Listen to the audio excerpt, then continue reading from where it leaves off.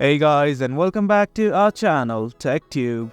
In this tutorial, we are gonna look at how to sign out of your Webtoon account. Now let us begin. Well, do note that this right here is the Webtoon interface, and in my previous video I had taught you guys how to create an account.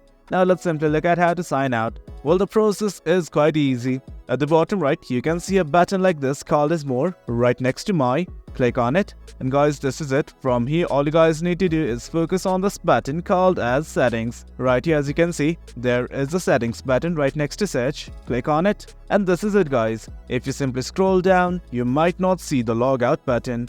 But right now, what you guys have to do is simply click on your account. Click on it. And once you guys do that, the only option that you're gonna see is this button called as Logout. Click on it, and once you guys do that, you will simply be logged out or simply signed out of your Webtoon account. Well guys, that is it. That's how you sign out of Webtoon. Hope you guys found this video informative, and for more content like this, do remember to hit like, share and subscribe. Your support fuels us. Until next time, thank you.